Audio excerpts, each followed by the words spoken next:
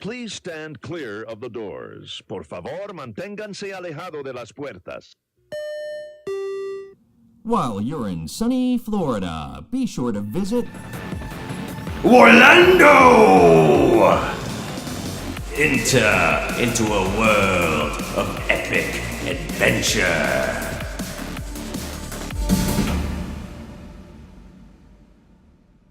You know what I'm talking about? Magnadoodle. Oh, I know the one. Yeah, I think I had one of those as a kid, the Magnadoodle. Yeah. So, so my daughter was like, she had one that was attached to like some little Disney book, and it got used so much in the car. It's like her car toy that she would like erase it so many times and draw and erase that it's like so hard to erase now. So she was like, "Dad, I need a new one." Mm-hmm. So Do they even still make those? Yeah. Well, we went to the store and we found one, and it's like bigger, and bigger screen for writing on. And we take it home, and I showed her today after school, and she immediately was like, "All right, I'm going to draw something." And she like draws a dragon. And then she's like, "All right, Dad, here you go. Your turn. Draw a dragon." And I was like, "All right, here we go." That's amazing. She loves dragons. That's so cool. Incredible. Dragon. And how old is Willa? 5. amazing. Almost 6. And to be like, she's so lucky. You know what I mean? Yeah. Like, I feel like I was a lucky person. I'm sure both you guys are lucky people too. But like, I feel like generationally, people are just getting luckier and luckier. It's just the world, in spite of the chaos, in spite of the hate and everything, I think the world keeps becoming a better and better place to live. Anything that she thinks about and anything that she thinks about other people is like, it's so good. That's so you know great. what I mean? And That's like, so great. That's so inspiring. It is. really is. When you see your child and kind of see through their eyes, and just see that goodness and just see their lust for life, and that vibrancy that they exude. It's very inspiring. It really is. Because too often we get beaten down by, the day after day, routine, and so that's why I never want to grow up. No, and that's why we are here, and we are not growing up, and we are going to keep playing fantasy games until the day we die. Yep. Let's. I would like to cheers to that. Cheers to that, Warlando. sir. What are we drinking tonight? Yes. Cheers. I think we're currently drinking again. We are drinking the High Life. Yes. Yep, this One is of my Cigar City. Cigar Brewery. City High Life. Yep, and we talked Awesome. about this in the realm of Akshi. This is like the go-to beer in the realm of Akshi, and apparently this is going to be the go-to beer also in the realm of metal. Metal! Yes. So we've been recording for a while now, probably a couple of minutes, and this is going to be one of those rambling starts to our podcast. But you're just going to get us. You're just going to get us talking about the things we enjoy talking about. That's us. That's WARlando. So why don't we go around the room? I see across from me we have Mark. Yes. And next to you, Mark, is? This is Nicholas. Yes. And then who's over here? Adam. That's right. That's the three of us. We are WARlando. Right. Hey, oh man, passed the first test here tonight. It's a good question. I was wondering who it was. We're WARlando, and we're talking about gaming, and we have been already hanging out for probably an hour and a half, 2 hours almost, just talking Talking about gaming. We've been talking a lot about D&D, in particular. Coming out of Love Dragoncon. Dragoncon. Coming out of Dragoncon playing D&D. Dragoncon. Yes. Oh my God, it was so much fun. Most epic event. I just got to say, it's been like 20 years in between my Dragoncon visits. I don't know how it's gone that long, but I felt like I just picked up. When was your first visit? It was mid-90s, and it was only at one hotel. Mm-hmm. It was packed. It was packed then. I mean, nothing compared to what it is today, but just absolutely glorious. Back then, I remember, hanging out with Glenn Danzig, the Veronica Vertigo, I forgot the line, but the comics that he was producing, with Frank Vertigo. Frazetta. Vertigo. No, not Vertigo. That was wasn't Vertigo? DC. That's DC Comics. Oh, yeah. okay. Yeah. Well, speaking of DC Comics and Vertigo, had an encounter with Neil Gaiman in the elevator. Yeah. He was. When you say an encounter. No, it was a pleasant meeting. Oh. Yeah. What floor, sir? But Sandman was at its pinnacle right then and there, and just absolutely what an amazing time. I don't think I slept at all. I don't think I slept this time either. So here you are, 20 years later, Yeah. And you just went to Dragoncon last week. How Yes. do you feel about Dragoncon now? I believe it's just as glorious. Yeah. Just as glorious. Just you just find those good times. You find those great people there, and I think we did. We just, we did. Everywhere we turned, we just met like-minded people that was just having so much fun as well, just as fun as we were having, and it was just amazing. Surrounded. Yeah. Yeah. And we played 14 hours of D&D. Yeah. That was pretty much our entire con. No, yeah, exactly. Yeah. 14 hours, Friday and Saturday. Friday, we took it easy. It was only a 4-hour game. But Saturday, we went all in. It was a 10-hour game. We had a 2-hour break. But it was absolutely epic, the D&D Open. Yes, we were 12 hours committed to the official Wizards of the Coast D&D Open campaign, which was spectacular. Absolutely. It was so much fun. It was the Gangs of Waterdeep, right? Yeah. And it was spectacular. It was. Amazing. So well done. Everybody that was part of it was just a joy to talk to. They were so well prepared. I know so much work went into it, and I just commend them so much for that, because they gave everyone there participating just an incredible time and just memorable. Because I won't shut up about it. Yeah, we just started recording, but like the past hour, we've been trying to explain to Nicholas what we experienced. What was it like listening to us talk about it? You guys were very excited. It was just such an amazing experience. Yeah. It was so well organized. I want to do it again every weekend. So Next year. I'll join you next year. All right, excellent. You have that. It's going to be an epic adventure. Audience, you've heard it. So, audience of 3, the 3 of us that are in the room, the only audience. But it's on record that Nicholas has committed to doing it, so we can sue him for not showing up now. Well, you signed I'll on be for there. this. How about this? I'll be you there. You need to, and we're gonna do it longer too. We're gonna stay the whole 5 days. it's a 5-day event, and we only stayed for think? 2.5. I'm committed right now to doing all 5 days. I'm definitely going to book that off. yeah. Well, by this time next year, we'll be like, WARlando will be in stride. Yeah. We'll be recording a must. podcast from. Yeah, we'll be retired and just cashing in on our iTunes money. And all of that going right into buying more models. That's and it. Books and games. We'll convince people to finance our lifestyle. There you go.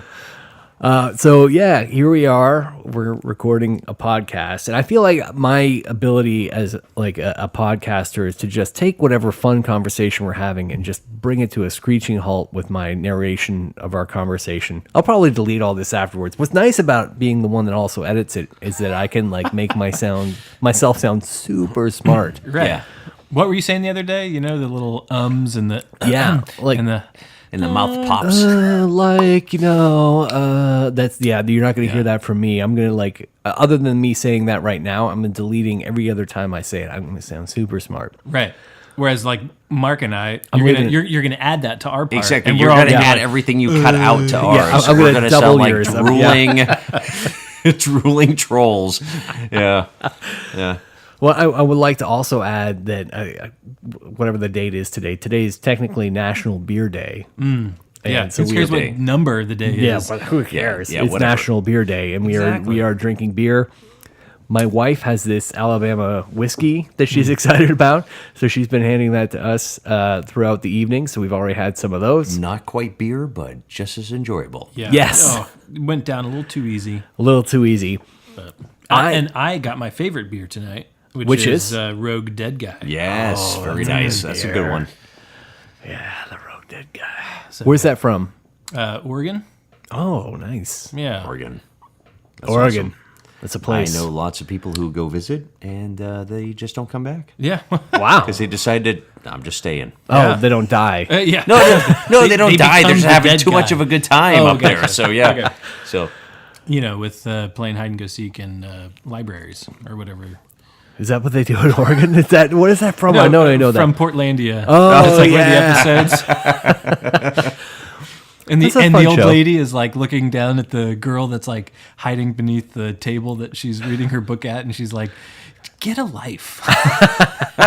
the librarian telling her. And The I endless- feel like that moment is like me and my interests. There's probably like somebody older than me, like my dad or an older brother, that's just like, get a life. Yeah, what you're doing right now that brings you so much joy, they think is pointless and a waste. Mm-hmm. I feel like this is a new day and a new dawn where like people are realizing that what was regarded as a pointless waste of time 20 years ago is now people realizing like this is really fun.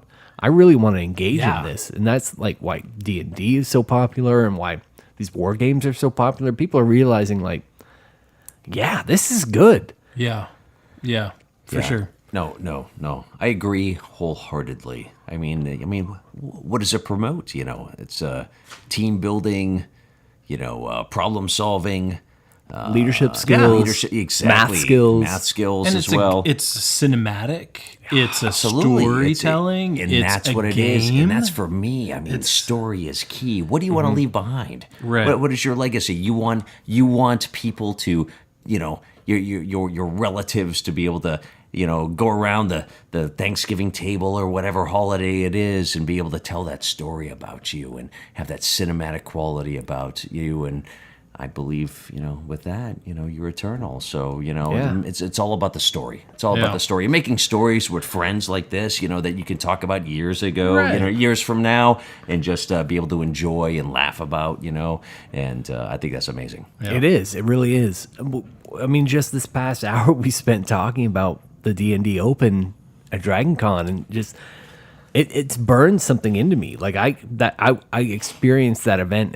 What's great about these games is the combination of these fantasy realms and the people at the table that are part of your environment, and they're sharing the story. And then you throw in the randomness of the dice and how the randomness of the dice change things. Like you think, I've got this superhero character, it's easily going to win this thing, and then nope, they roll low and they fail. Like you've got this character that's It's much like life.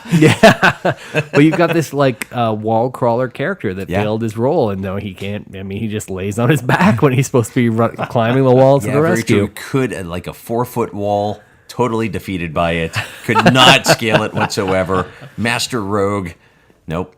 Didn't happen. Yeah, it's those little things that make the difference. And I feel like you brought up Thanksgiving. Like I feel like instead of watching football on Thanksgiving, people are going to sit around and be like, okay, we finished dinner. It's time to bring out the D&D or do our annual D&D Thanksgiving family match. D&D game. Yeah, What are you Thanksgiving. talking about? Interacting with one another and having I fun know. and, not dozing off?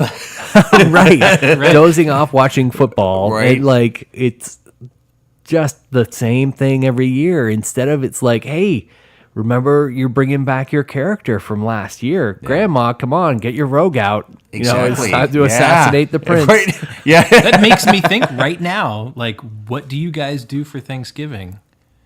Well, for me, Yeah. well, we do the family dinner, and then the last couple of years we would wait until our bodies recovered, and then we would have second dinner, like hobbits. Correct. No, Of course. exactly. Yeah. Secondsies, right? Secondsies, Yeah. yeah. It's a Hobbit holiday. It is. honestly. It If you really think about is. it. It It's truly great is, because yeah. you eat Yeah. it like dinner happens at like 2 or 3 in the afternoon, which is weird.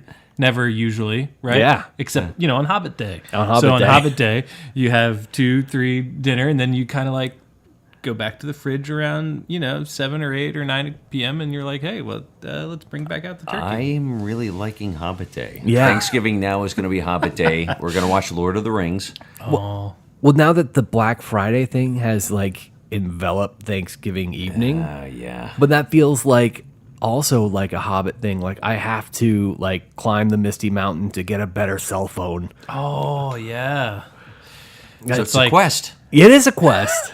You don't know. You have to be careful. Like That's the Yeah. that's how the dwarves of Hobbit Day celebrate. the dwarves. Exactly. They're like fighting other dwarves for Fighting the better other dwarves smart for that screen TV. treasure. Exactly, for the next or day. that crock pot that they can just they can just set it and forget it. Yeah. Right. Yeah. No. Exactly. Yeah. Does that make like Walmart smog?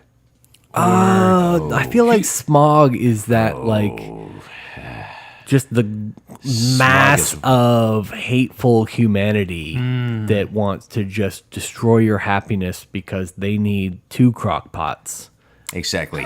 Yeah. So no. Walmart is not smog. No, Walmart Walmart is is Misty way Mountain. worse. Yeah, yeah, Walmart is Misty Mountain, and once you get in, right?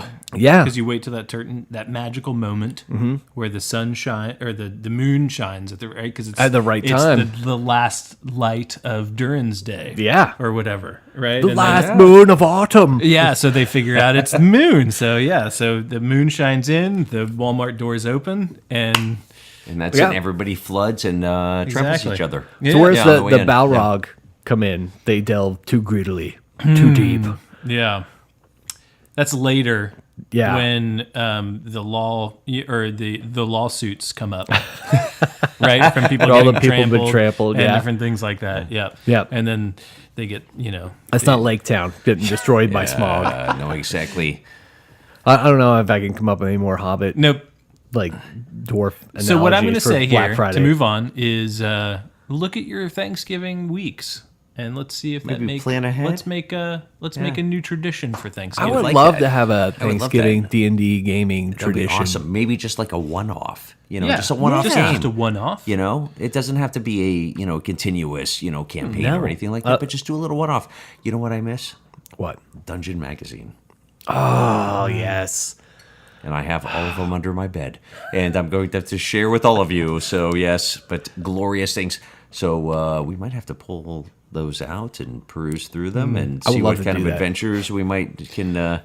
So your son turn- probably like heard from other kids and what their dads have under the bed Yeah. and the magazines, and then he comes home and he's like, "Whoa, what's my dad have under Yeah. the bed?" And then he, Dragon looks, and Dungeon and he's like, magazines. "Dude, Dad, seriously." And literally, I have a milk crate with the box crates of Greyhawk Adventures, Spelljammer, all one those. cool dad right there. One cool Yeah. dad, yeah. And I feel like Not at gonna some find any point, Pamela Anderson, anything under there. I'm sorry, son. I feel like at one point in the history of Earth that there were 2 different dungeon magazines and with very different purposes. Oh, all right, very true. Yeah, so you never know.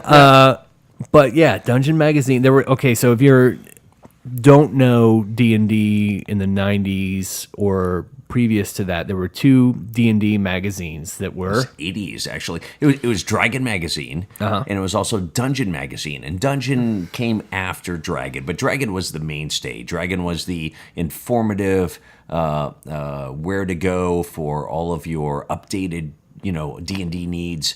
A lot of times they had special articles on new classes, new abilities. It was just basically like your monthly supplement to the game.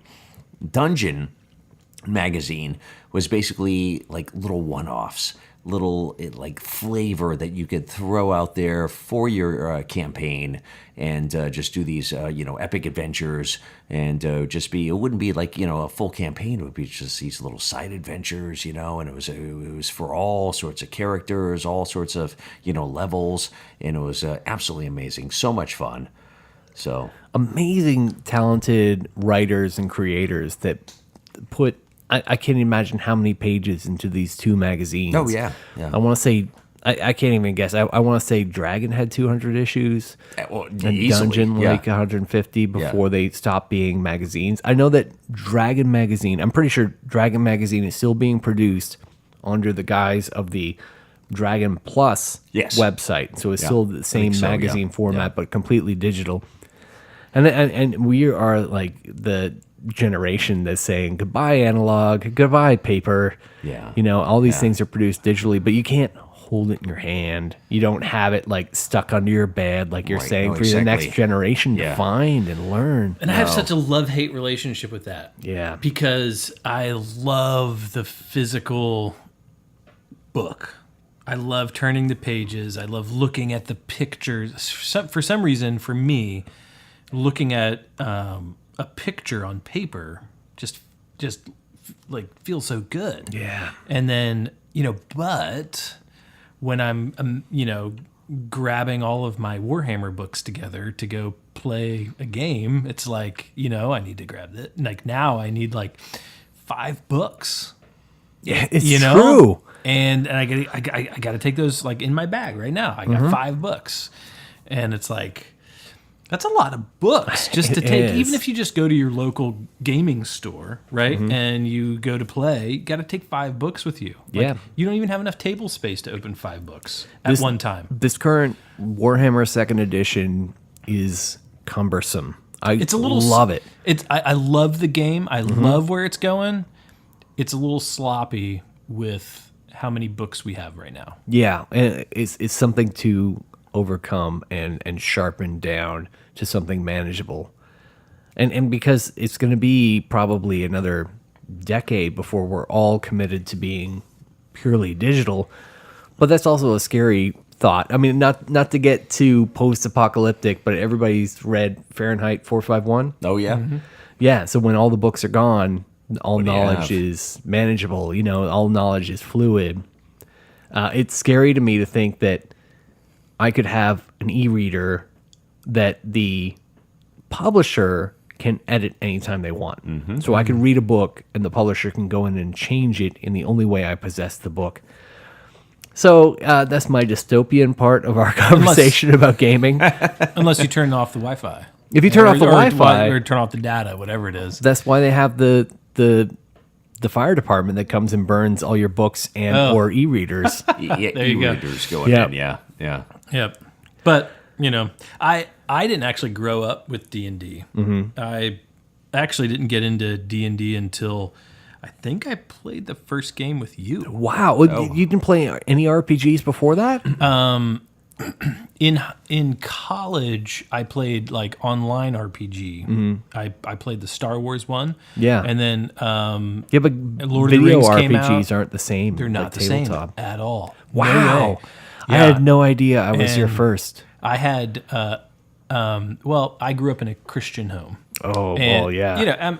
I'm not going to go, down that road. Other There's than the fact a that bias. There's a bias, and so I grew up in a space where it was like no D&D because whatever the '80s scare of D&D was. You Yeah, know? the I didn't even satanic know about panic. it. Yeah, That was it just powerful. wasn't. Yeah.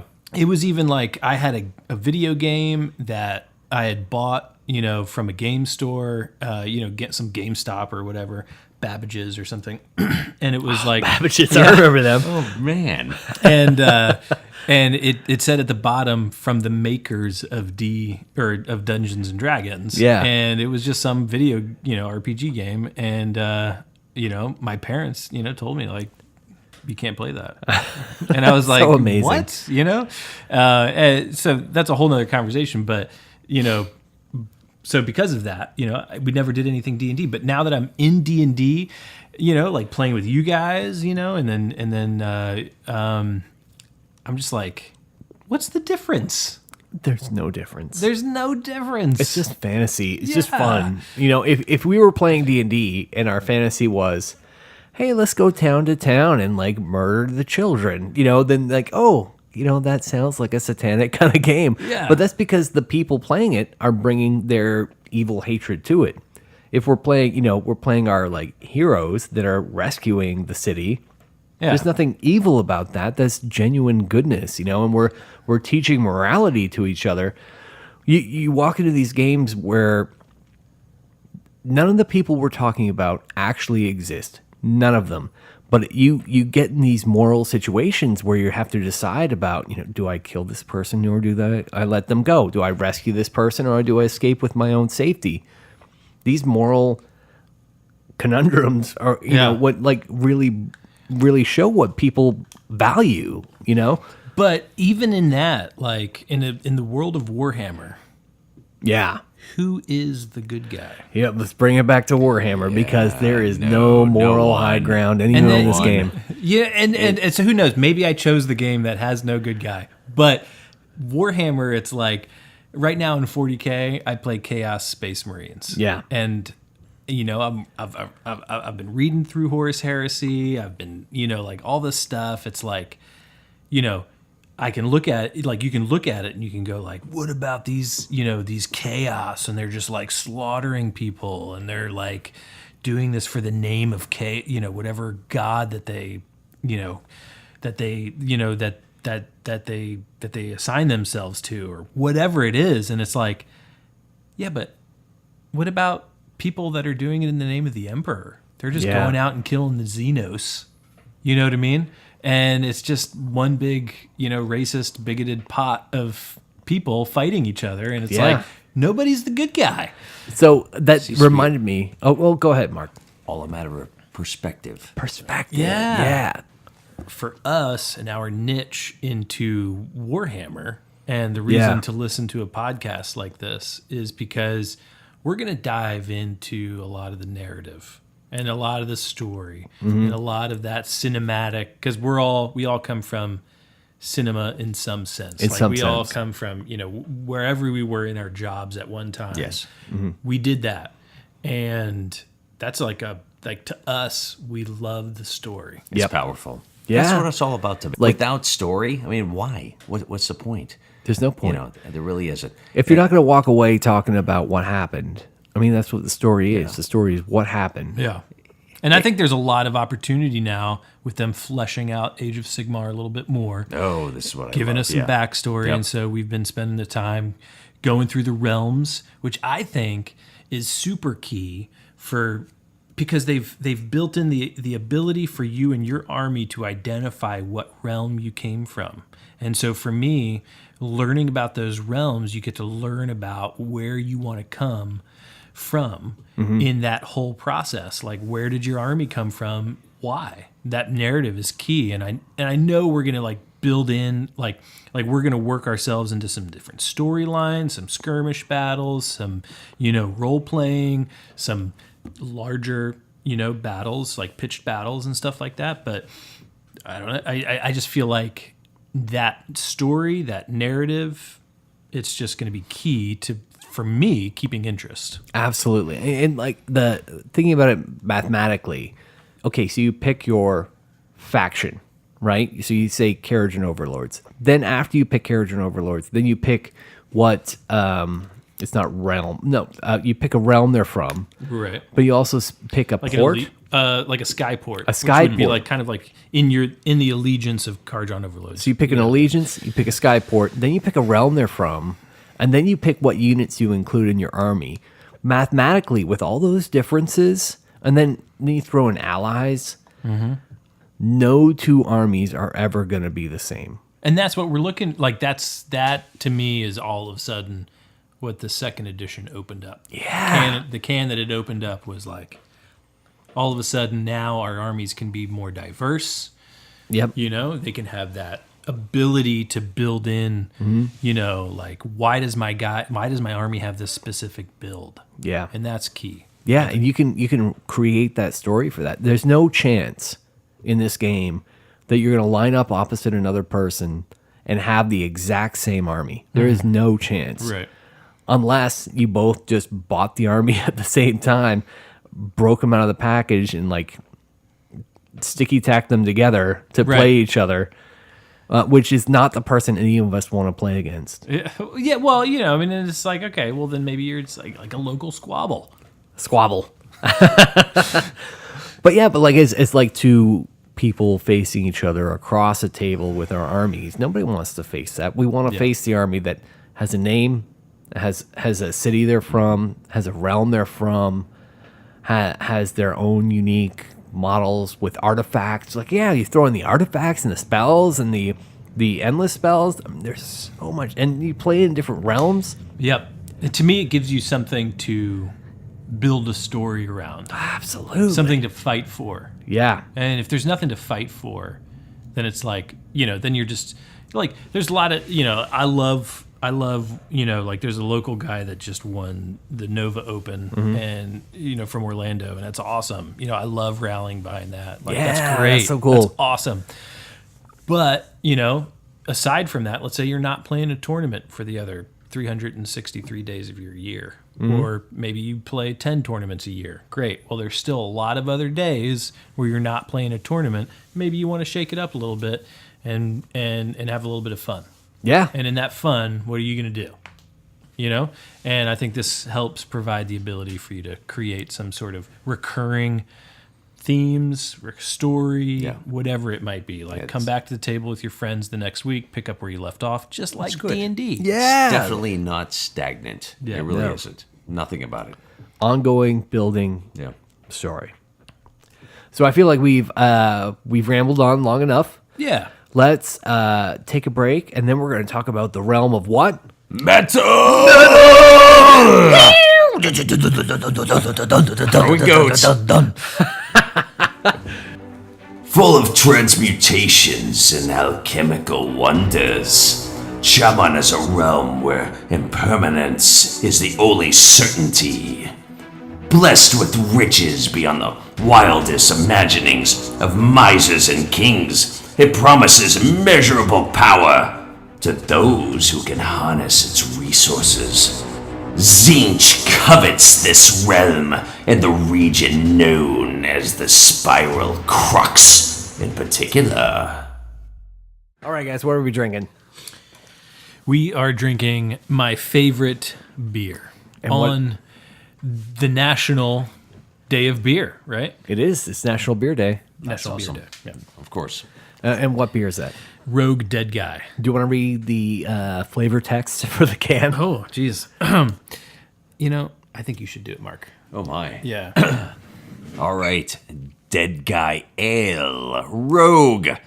Gratefully dedicated to the rogue in each of us. I agree with that. Dead Guy Ale is a Maybach style ale with a robust malt profile and a sweetness that is balanced by the liberal use of bittering hops. Dare, risk, dream. Alcohol 6.8 by volume. I like that. We don't worry about that. Dare, risk, dream. It's All right, that cheers. much better now. Cheers to Cheers. that. Thank you, Mark. Rogue Dead Guy. Excellent. Yep. That is some nice beer. Good brew. It's a little, it's one of those beers where it's like I don't buy $13 six packs off the shelf, Yeah. like on weekly or monthly or whatever. It's I did it for tonight. Yeah. It's a special night. When there's some more Dead Guy, I'm going to belch into the microphone some more, and that's going to be the rest of our podcast. All right, why are we really here this evening? We've bullshitted long enough. Yeah, and here we are. What do we got in front of us, Mark? We have right now page 102 open up. One of two of what? 102 of You're counting how many pages total. 320. That's we have page 102 of 320. Of 320 Well, of you what asked. of the Christian Bible. That's what we're looking at right now. Exactly. So this is the core book, the definitive guide to the world's greatest fantasy miniatures game. Glorious. It really is a fantastic book. I know really we've been is talking awesome. about it a lot. So we talked a lot about the Realm of Fire. Mm-hmm. And then Mark, unfortunately, you weren't here when Nicholas and I talked about Gyran, the Realm of Life. Yeah. But now we are in Chammon, the Realm of Metal. Yes, flying V guitars for everyone. Yes, I cannot hit a high note to save my fucking life, but Nicholas just hit this awesome high note that I am going to sample and repeat anytime anyone You need says to metal. Yes. Yes, perfect. All right, here we are in Chammon, the Realm of Metal. And what does Michael Jackson say? Chammon. That's it. That's Chammon, the Realm of Metal. So this one is another one that, if it weren't for this book, when they say the Realm of Metal, I'm just picturing people on like frying pans. They're just walking around on frying pans day to day. My village is on a frying pan. I live on a metal slab. Mm-hmm. You know, like you picture in those neighborhoods where they have like it's glossy. It's not matte finish at all. No, it's diamond plate city of metal. That's where I live. Like Teflon? Like Teflon. There's the city of Teflon. There's the city of Emerald, like the Emerald City. Oh, that's a Wizard of Oz reference. Every day of your life, there's going to be a Wizard of Oz reference. No matter where you are or who you are, every day of your life, you are going to hear a reference to the Wizard of Oz. Anyway, moving on. Yep. Emerald City. So I think we need a little intro here. What do you got for us, Mark? A land of jagged coastlines and sharp promontories. The Spiral Crux was once a land of order and unbound creation. Since it caught the eye of the dark god Tzeentch, the Crux has been visited by a grand cataclysm, twisted into a labyrinth of impossible landscapes, long abandoned by the Duarden empires who once called it home. Here we are. So, the Realm of Metal, Mark did a great, just impermanent reading of Impermanence. Exactly. Impermanence. Yeah. I can say it now. I couldn't say it while I was Impermanence. reading it. Impermanence. All right, so we are talking about the Realm of Metal, which again, like we're talking about these different realms, and the Realm of Metal. The fuck does that mean? Do you know what I mean? Like, Yeah. what is it? I just think Yeah. of like giant stages and everybody throwing goat horns, and it's like Ozzy's on stage right now. And do it again. Yeah, exactly. Yes. Like yes. it's like every metal band you ever heard of is like on the ramparts of Yeah, every city. exactly. It's just like a battle of the bands planet wide. Oh yeah, lots of that like noodly guitarring. Why don't you have a my band? God. You should be just doing Exactly. that. You should do that. Yeah, you should be Well, lots just of, going like, around thunderous town drum doing beats a behind backup it. singer. I can't hit a fucking high note. I don't know like music at all, but this is like my range. That's my entire musical range that you just heard right there. I cannot. But you do it again. Yeah, oh my God, you're like Jack Black. You nailed it. Mark, Use my thing right now. All right, so Sorry. but we're back to let's talk about Age of Sigmar and the Realm of Metal, that. which is Yes. also called Chammon. and which sounds like Exactly. all right. So when reading this, there's two species that just stand out. I would say is Duarden Yeah. and Is that the one? Tzeentch. Dward and Tzeentch. Tzeentch. Is Tzeentch a race? Tzeentch is a group of What's a group? demons. That's a group. not exactly That's a what race. we're saying. Okay, all right. Demon race. Demon race. Then okay, all right. Yeah. I see that. Yeah. They got beaks. They got exactly. feathers. They got They everything. They change. Yeah, they're clothes. fancy. Yeah. Yeah. They're fond of change. Exactly. Yeah. Which is what this realm is all about, right? Yeah. It's all about changing, all about this just pulsing change, ever ebbing. You know how I am about like associating the different realms with our own planets in our own solar system. This is Mercury. Like Mercury yeah. is a metal that like as soon as the no, temperature exactly. changes, Mercury is moving. It's moving Yeah. all over Yeah. the place. The slightest change in temperature and Mercury is changing. Yeah. This is the realm of change. And reading about the history of Chammon, what stood out to you guys? It's got like that typical kind of like unknown terrain about it in a sense where they talk about it and I don't really understand fully what it is. It's fantastic. But it's fantastic. And so they talk about these different like these different lands and sublands and different things like that and how they're connected. Really all I think it is there's these different continents and they're all out there in this realm and they're all connected by water probably. But in this specific area that they focus on is the spiral crux. Yeah. And so the spiral crux is kind of where everything happens. That is notable, I guess, for the writers of this story. And so this is where like the shit goes down. And of course, everything revolves around the center of the spiral crux. To me, I guess what stood out was, like obviously there's the three parts of it, but really that god beast. A god beast. Was he called the something Lode? The Lode Griffin? Yeah, man. He sounds. Look, you hear like Lodestone, and like this is the Lode Griffin. He's like this magnetized dragon who's like sucking everything into him, and he's like gonna like absorb all the metal. He seems like the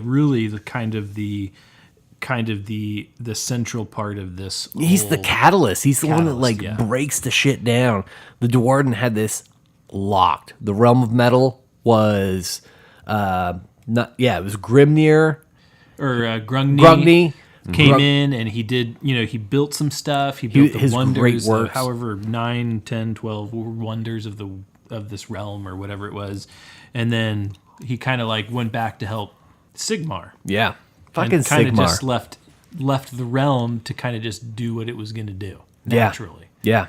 And then this god beast decides to make it its home, and much like Smaug in The Hobbit. Yeah, but like all of a sudden that god beast is like the center of the universe, and everything is all of a sudden revolving and being sucked into this. Like he's like because he's got like a magnetic pull. He's this lodestone. He's so immense and just so I don't want to say epic, but he's elemental, right? Like metals are elemental. He's just like absorbing everything into him. He's right, yeah. And so everything starts to kind of like form around him, and then throughout all of that, of course, like the humans and the dwarves, they kind of like get along and then don't get along and then get along and don't get along, but essentially. Through all of that, the dwarves just decide this sucks. Yeah. And I'm getting out of Dodge. There's a couple times it goes back and forth where the humans try to destroy him with their wizards, and then the dwarves come at him, and then like the dwarves finally take him out.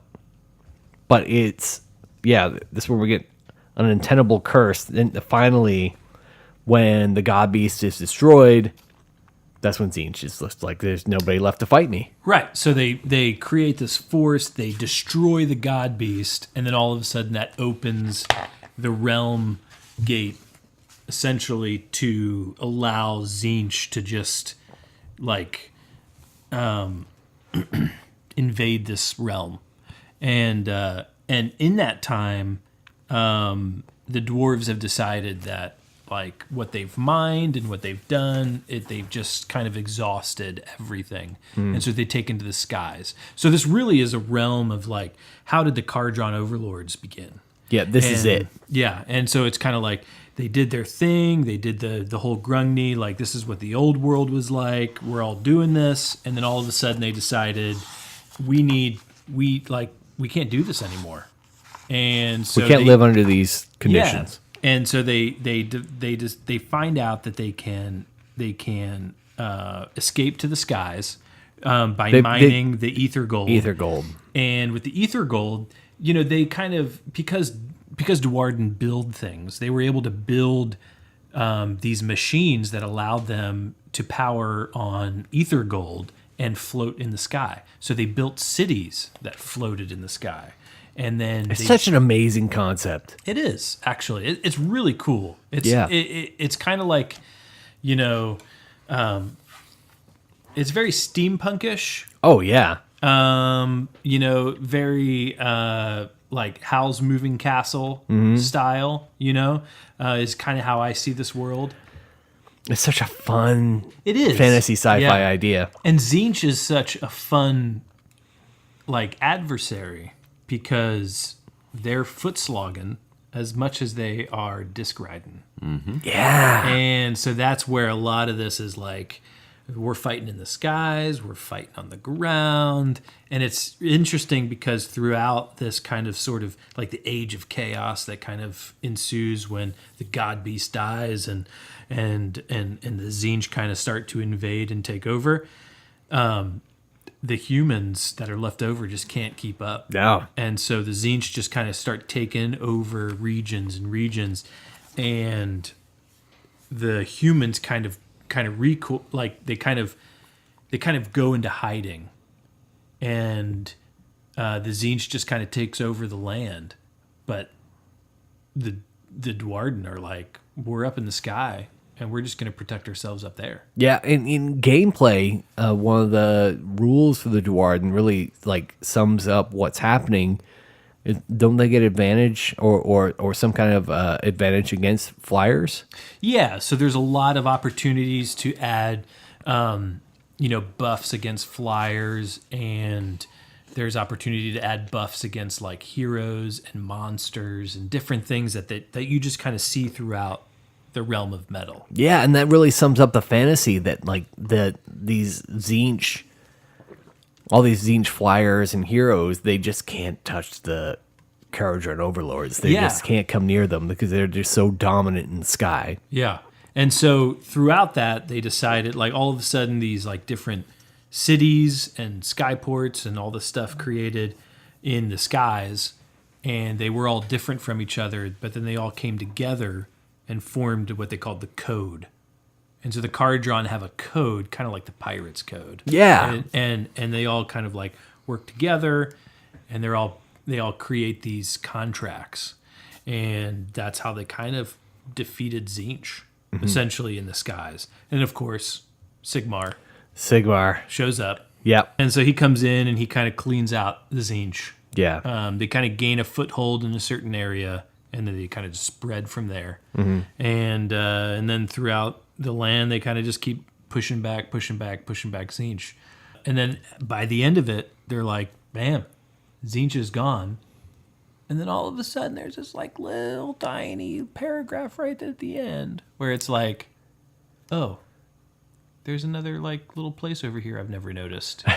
And what is that? Oh, I think it's Tzeentch. Tzeentch just like still has just a little bit of the realm of metal left. Yeah. So they kind of like, so they kind of covered the gamut, and then still provided an opportunity for Tzeentch to. Yeah, like you can't quite get rid of them. Yeah. You can't keep a good demon down. Nope. But I'm kind of surprised. I didn't hear anything about Nagash. There's no death metal. There's death metal. Oh, man, that'd been awesome.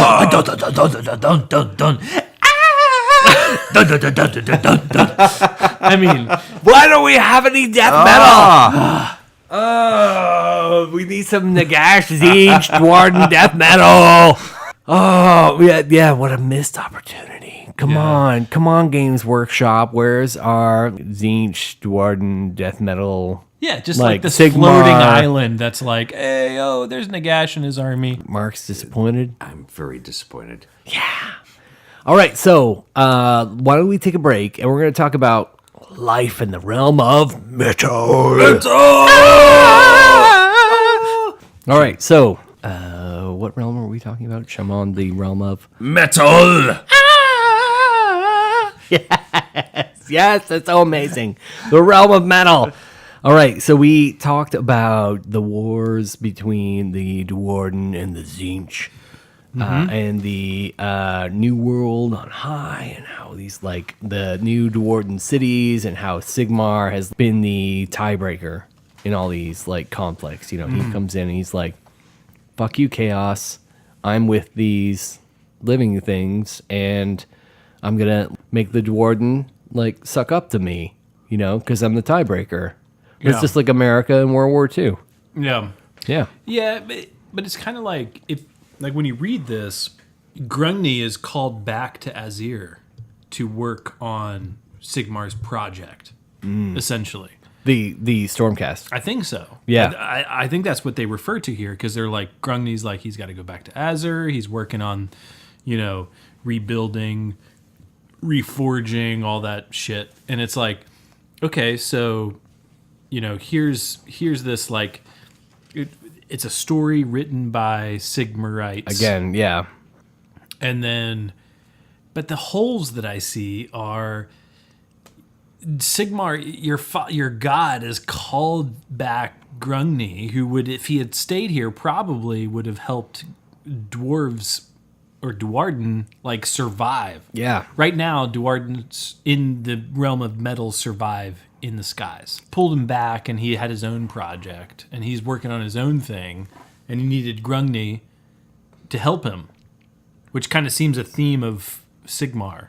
Like a theme of Age of Sigmar is Grungni is always involved in the building of whatever Sigmar wants. Yeah, he can't do it without every him. realm, you always hear a little bit about Grungni, and he's building something for Sigmar. And in this realm, I feel like they got the brunt of the lack of a force in the realm to protect it, which was Grungni. This was Grungni's hometown. Yeah, if it weren't between, like, I think Grungni could have handled Tzeentch. It was when that like load dragon came in and Grungni left, and then the load griffin came in, and there wasn't anything powerful enough to oppose him for so long. Yeah, and then finally when he left, it was so powerful that it created the ability for Tzeentch to step in. Yeah, create an opening. And then now here's this like disease to the land. If you look at it from this angle, and if you're a chaos player, then maybe it's not so much of a disease brought into the land. It's a blessing. Yeah. Okay. What I like about all these like evil deities, it comes up with Khorne, it comes up with Nurgle, and in this one, in the realm of metal, it's about Tzeentch being the god of change. He's whispering to the downtrodden. That was cool. He's whispering to the poor, the people that are oppressed, like, hey, you want to overthrow these like rich and powerful? Give yourself over to me, Tzeentch, and I'll provide. I'll make change. Exactly. And that's what it all is. It's like you want something to change. It's an To say you inspiration. want it to change, and they're like, okay, I will say change. Yep, And then and when then you that's say it. change, like Beetlejuice. turn into a beak.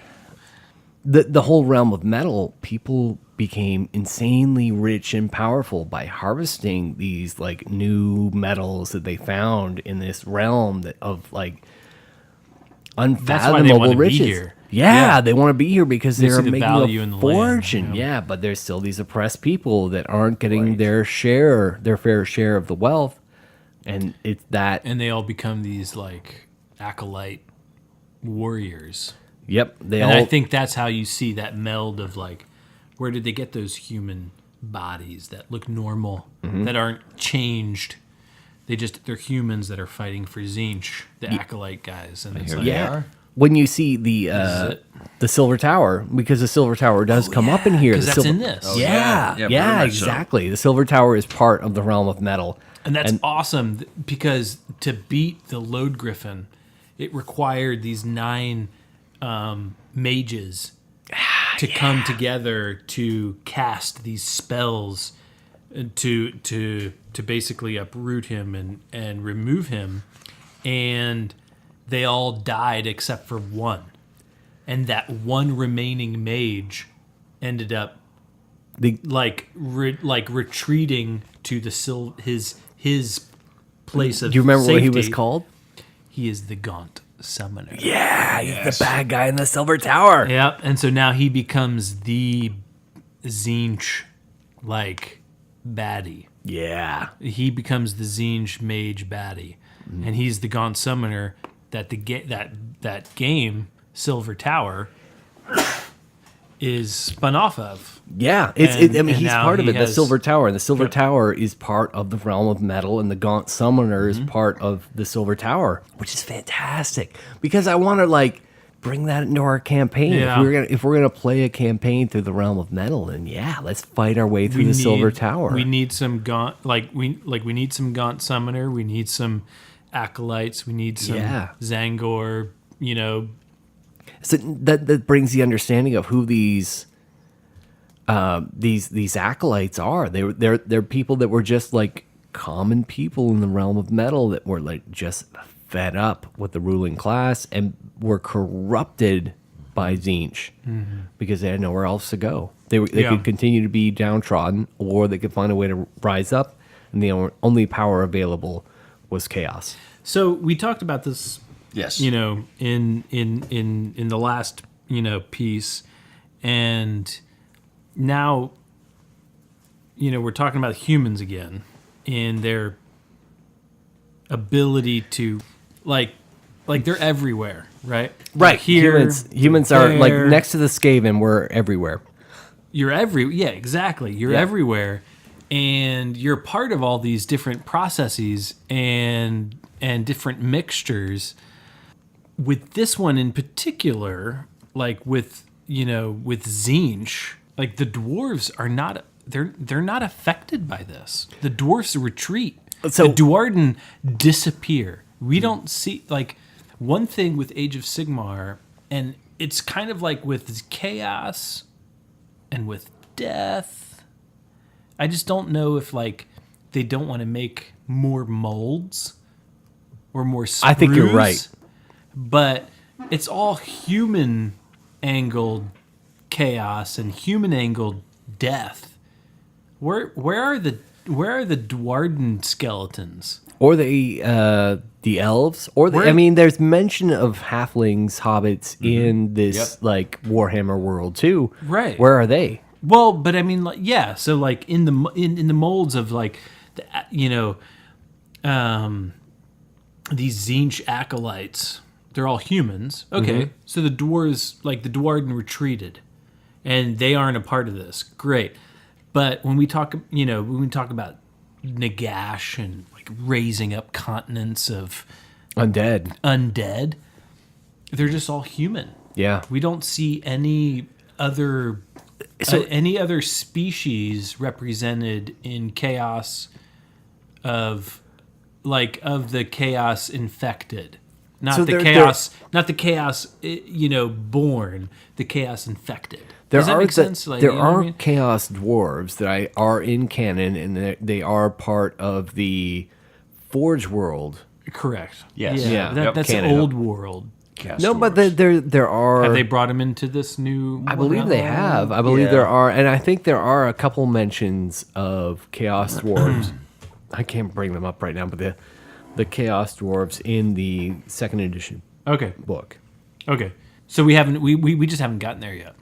And I think that it's something that's just going to walk on the threshold, the precipice of what we understand, so long as, and this is purely commercial, so long as Forge World gets to keep making Chaos Dwarves, they're going to exist and not exist in the canon. You know, they're part of the canon, but they're not something that's going to be like in the main second edition book. Yeah. But they're out there. And I do think there are. I love the concept of Chaos Dwarves. And I feel like the Fire Slayers are Chaos Dwarves because they don't have to be good, but they are order. You know what I mean? But I feel like they're walking that razor's edge. Yeah, and that's the thing with order is too. It's like really like it's not necessarily good just because it's the staple of order. No, exactly. Yeah. Keep bringing it back to that. It's subjective. Yeah. The Dungeons and Dragons alignment concepts. Exactly. Yeah. And I could see a lot of narrative in that, in seeing that the Fire Slayers are like, who are they listening to? Mm-hmm. They think they're listening to Sigmar, or maybe they think they're listening to, Yeah.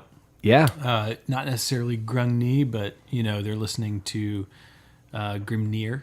I think that's the and the Grimnir, Dwarven god who's like that they listen to. dead, right?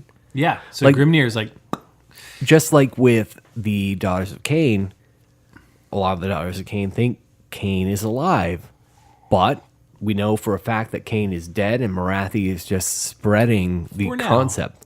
For now, they're like they Cain- have a way of bringing back gods when Yes, it's convenient, and- or when all of a sudden it's like Marathi holds like a stone.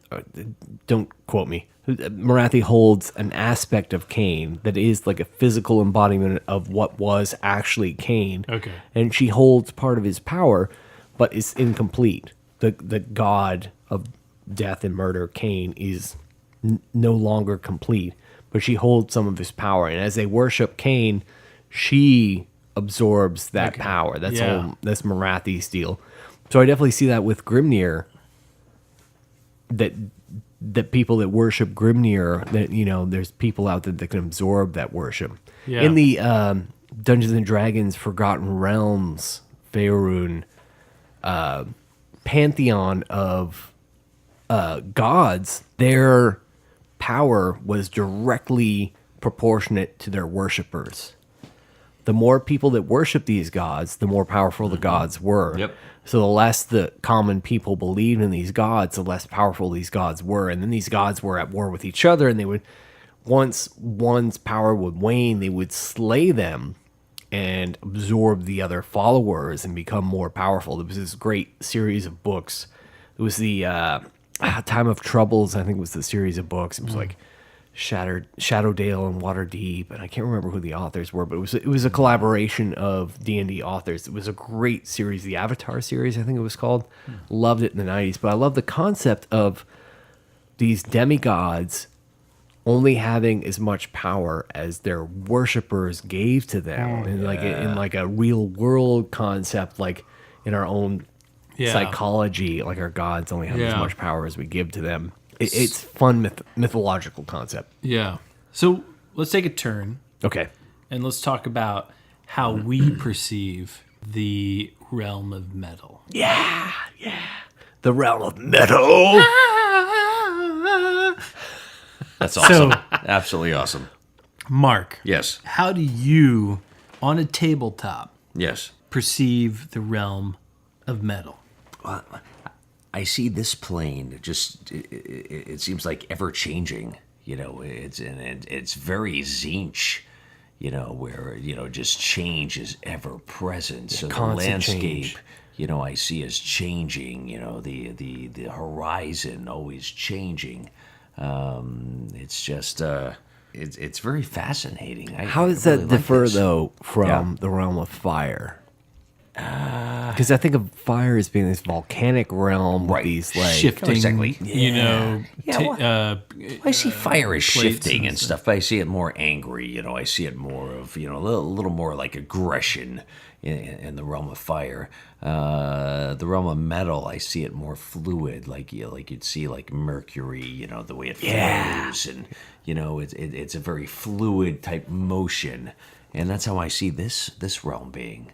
Right here, and I see how it attracts such a Zinchian force, and I absolutely think it's amazing. What about you, Nicholas? What do you think? Like, what do you think of what does this place look like? I guess I feel like maybe it's what it would feel like to be up against the Rocky Mountains. Like you're up against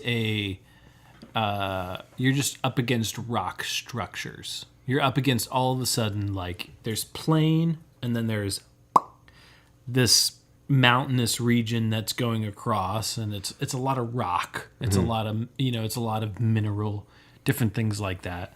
But it's kind of, I would think, as the realm of metal, with the way that it's written, I would say there was a lot of change with the God Beast being in the middle, and that they said it would magnetized and pulled all these, islands kind of together and kind of orbiting this magnetic field. But now that God Beast is dead, I don't know if it's necessarily flowing as much. Yeah. And so I feel like it's been transformed because of that. And so it's caused a lot of these different, rock structures to kind of jut out towards this central position. But I would say that I would kind of feel like that. Like it's going up against the Rockies. Like when I drove out, I-70 towards Denver, and I crossed from Kansas into Denver, it was like, oh, there's the Rockies. All of a sudden it's like, bam. You know what I mean? Like you went from this flat to there's the rocks. Yeah. So I would wonder if that's kind of how I would feel about it.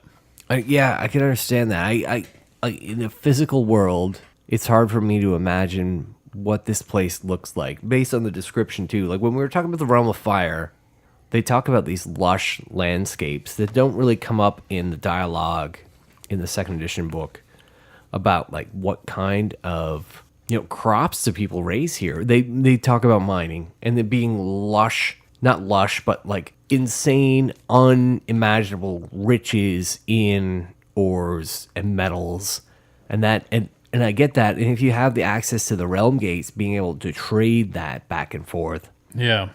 it sounds really incredible and fantastic. But as far as like being at like a place in the human, like a place on actual our Earth, a real world place, I cannot fathom it.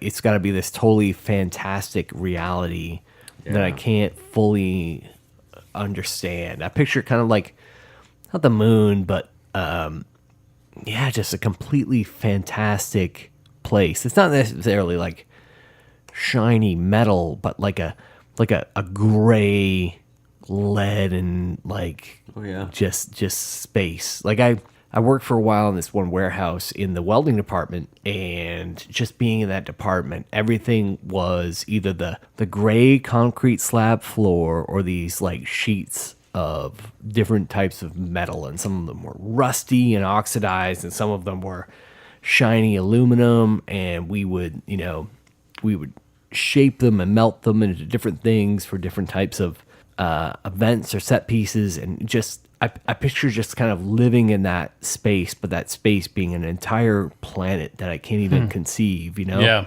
I love it. Oh my God. All right. Favorite metal bands? Oh.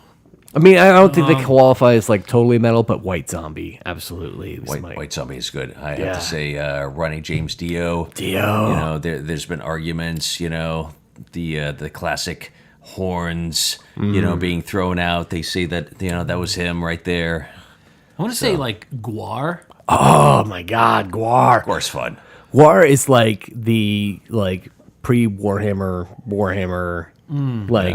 army. Like Gwar is like the Chaos Army. Yeah. In Warhammer. Like they would dress up like that when they went to their concerts, right? Yeah, and I like if you have the opportunity to see a Gwar show, please, for the love of corn, go see a Gwar show. Yes. It's amazing. And for the love of Odorous too. For the love of Odorous. Just continue it on because it's so much fun. Yeah. And actually Gwar was actually playing it the first time I went to Dragoncon. Oh my God. They were actually playing on the stage, yes, and they were walking around in their whole, get-ups and stuff. So, absolutely awesome.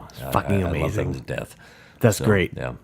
How do we translate this to the tabletop? Yes, that is a good question. That is a very good question. So let's talk about how our game creators have added rules to the game on how they think it should translate to the tabletop. Sounds good. All right.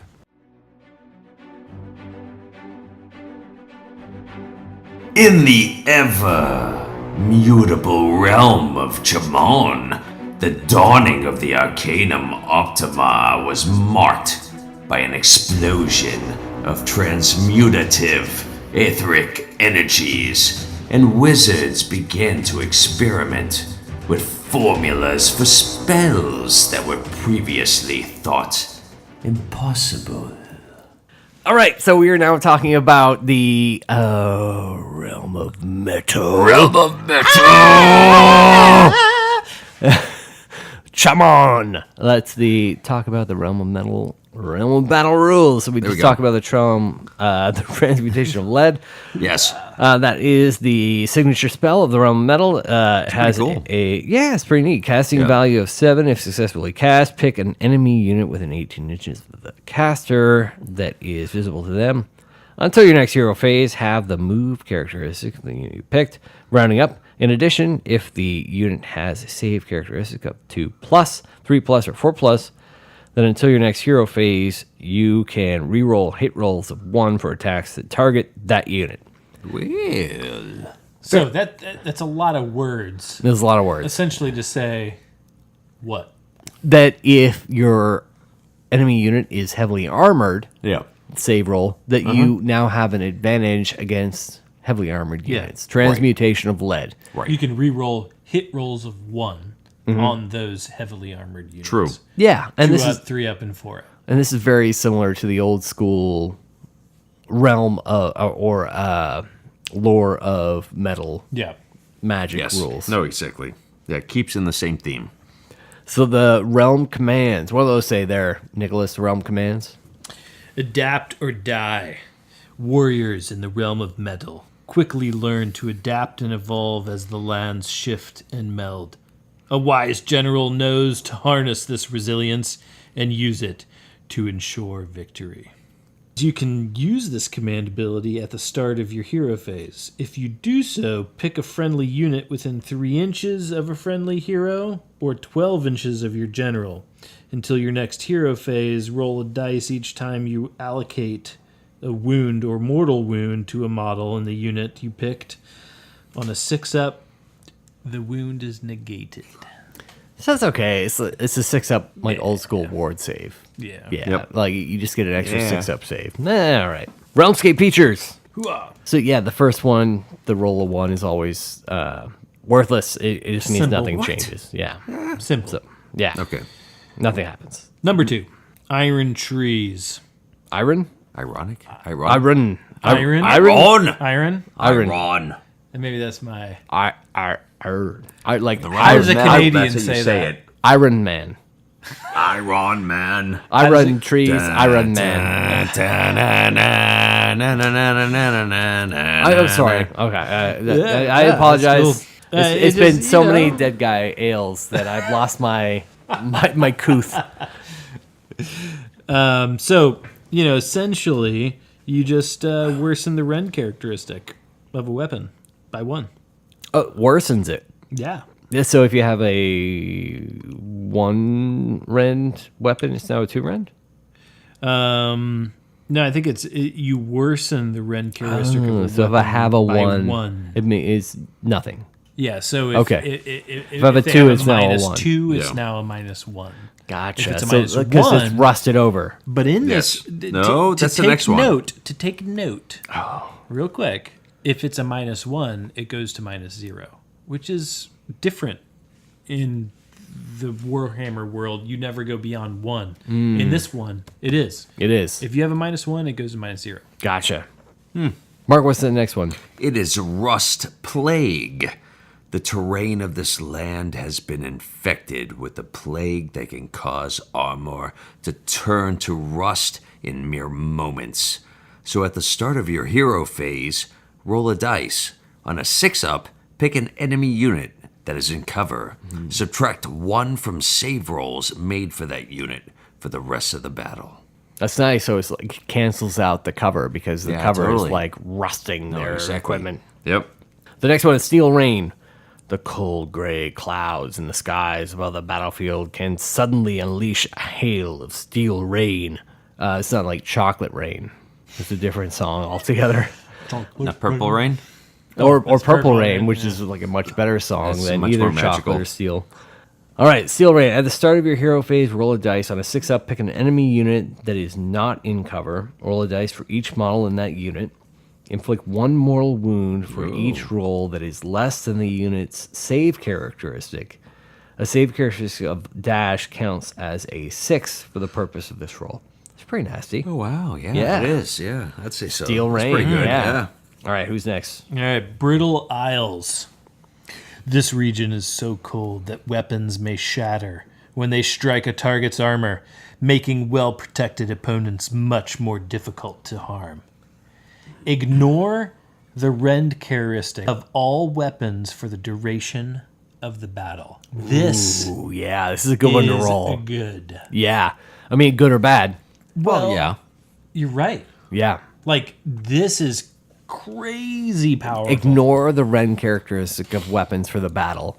If you built your army around reducing saves, just This is nerfed. brutal. Just cut your nuts right off. Yeah. I mean, just think of those Or throw armies. limes at him. Like Seraphon, I That's think, a have separate story. Seraphon have high armor saves, and to reduce your weapons to no characteristic save, Yeah. These guys No are going rend. to pack. I mean, these guys are going to last a while. Oh yeah, and like definitely against the Stormcast. Like I Yeah. mean, they're all about the high armor save. That removing rend is just destroys. Yeah. All right, so the last one is Irresistible Force. Tzeentch covets the realm of metal, and his interference sometimes makes spellcasting more effective, but also more dangerous. If a casting roll is a double after rerolls, but before modifiers are applied, it is successful, even if the roll is less than the casting value of the spell being attempted. That's nice. And the spell cannot be unbound. After the effects of the spell have been carried out, each unit within 3 inches of the caster suffers 1 mortal wound. That's very old school. Yeah. Old school fantasy Yeah, kind of very thing. much so. Yeah, Yep. that was a miscast. So, like, Irresistible Force. Perfect. I mean, that's the old school 8th edition thing, and it's very Tzeentch. Yeah. You know, my magic's happening, whether either of us likes it. You know, it's bad for everybody, it's good for me, but bad for everybody. Right. And that's Yep. fine. Yeah, that's very Tzeentch. I like the miscast. I miss miscast. It just created so much chaos. Oh, it was so much fun. I mean, there were armies that could take advantage of it. Like you would have that like level 1 wizard that had like a special magic item that Yep. would like pretty much guarantee a miscast. You would run up and cast a fireball with an extra die for your casting value, and so you knew you were gonna probably get a miscast and hope you were gonna roll that high miscast and like Yeah. You didn't fireball care. You and blew up, explode. whatever, but Yeah. It was like your Kamikaze run. Yeah, your kamikaze wizard that would just run up and just do as much damage as possible around one. But it was so also fun to see that one wizard that was like so good And so important to and your so army. important, and then they would like cast the miscast, and you're like, yes, against him because Against him. I was always dwarf, so I never Yeah, you never had to worry about it. had to have I never had to worry about that. But then I would be like, yes, miscast, go. It was always so much fun. I mean, that's what this game's so much about. It's just the dice. Like I could be this insanely powerful wizard, but I rolled 2 6s and that's game over. This was like if I rolled an 11, man, I would destroy some shit. I rolled a 12. Nope, my days are over. Yep. Yep. And you guys just keep pouring the fucking shots. That wasn't I'm letting me. you- Oh, it's not No. me. It's not my fucking wife. It's your Yeah, treacherous wife. My treacherous wife. My treacherous she-demon will pour us shots for no reason out of the blue. My wife is one of the most generous people I've ever met in my life. We were trying to, like, while we are, like, still trying to record, Haley, who is both a wonderful, beautiful person and one of the most heinous sadists I've ever met. She walked up with 3 shots of Jägermeister and put shots of Jägermeister. Hagermeister. It depends what country you're in. We like to call it Bugmans. Yeah, but brew. here in the realms of Sigmar, we call it Bugmans. Yes. So we have now some Jägermeister in our hands. Yeah, and Mark's fist bumping. There's daps, and we're cheersing. That's it. We're cheersing our Bugman's brew in our hands while we're drunk and drinking. And cheers one more time. Listen to those clashes. There we go. We got it. Drink. With so much more alcohol in my body. So what were we talking about? Okay, now we're talking about the spells of Chammon. Nicholas, why don't you go first? I'll go second, and Mark will go third. Rain of lead. The wizard summons a rain of molten lead that burns the foe before solidifying to become dead weight. Dead weight. Rain of lead has a casting value of 6. If successfully cast, pick an enemy unit within 18 inches of the caster that is visible to them. That unit suffers D3 mortal wounds. In addition, subtract 1 inch from that unit's move characteristic until your next movement phase. That's pretty good. You know, like it's a nice little nerf. You know, I can cause D3 wounds, which is like the arcane bolt. You know, I can one mortal wound. Yeah. On top of that, I Slow can your slow you down. ass down. The next one, Curse of Rust. The wizard causes the equipment of the enemy to age at an exponential rate flaking away to nothing.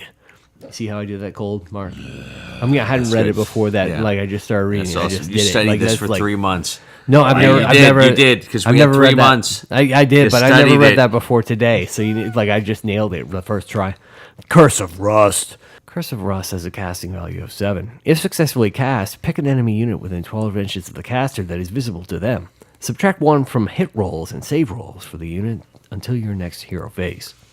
That's pretty good. 7 up to cast, but subtract 1 from hit rolls and save rolls from the unit to the next hero phase. It could be big. It could be big. It could be really big, particularly if you're just gonna hang back and your opponent's trying to get across the field to you. You can just nope. It's gonna be you're gonna have to work to get to me. Mark, what's the Molten Gaze? Molten gaze? It's the wizard's eyes glow bright before projecting a stream of white-hot metal over the enemy. Yes, metal! Metal! I've got a stream of white hot. Metal! I just like saying metal. Metal! Anyway, Molten Gaze has a casting value of 6. If successfully cast, you pick a point on the battlefield within 12 inches of the caster that is visible to them and draw an imaginary straight line 1 millimeter wide between that point and the closest part of the caster. Each unit other than the caster that has models passed across by this line suffers 1 mortal wound. So this I do think is very interesting. Wound? And 1 millimeter. But that's the thing that I think is really What the important. hell? That it hasn't We're come up going before. metric? We are we were not metric. We were empirical with our inches up until Yes. now. I find it fascinating that we need to hammer that down. That before it was just join the rest of the world? no 1 millimeter. But seriously, we used to just say draw a line, draw a line, Yeah, draw a line. yeah. And now it's physically defined. That line is 1 millimeter wide, and this comes up again in other places where lines are now 1 millimeter wide. 1 millimeter. That's it. That's what a line is. That's fine. That's cool. All right, so who's got Rule of Burning Iron? I like that. Rule of Burning Iron. The wizard causes the foe's armor to heat up, roasting them inside their own war gear. Sounds fucking awful. Yeah. Oh my god. The Rule of Burning Iron has a casting value of 8, which is kind of high. That's high. That's a lie. That's a lie, but still. If successfully cast, pick an enemy unit within 12 inches of the caster that is visible to them. Roll a dice for each model in that unit. For each 6 up, that unit suffers 1 mortal wound. Ooh, for each model in the unit. That's pretty good. You're only choosing the unit 12 inches away, but that doesn't mean the whole unit has to be 12 inches away.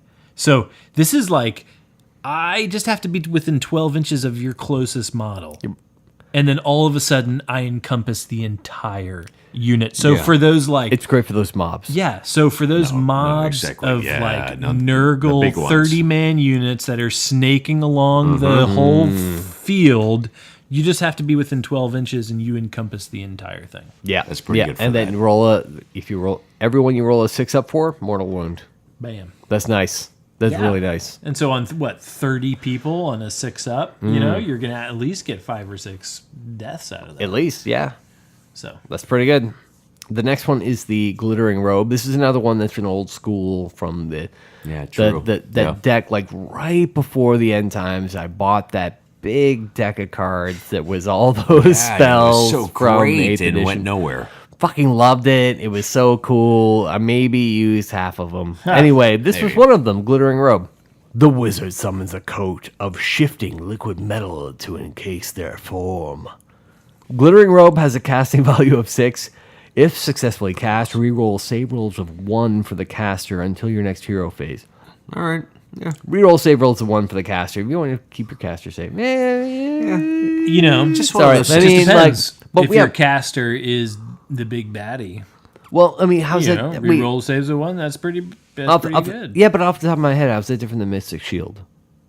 Yeah.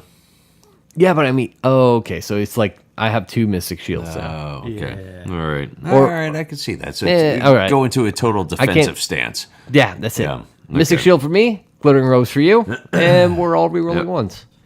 All right. Transmutation. With a wave of their arm, the wizard transforms foes into immovable golden statues. Immobile? Immobile. Immobile. Immobile. Immobile! With a wave of their arm, the wizard transforms foes into immobile golden. They're gloating statues. Gloating.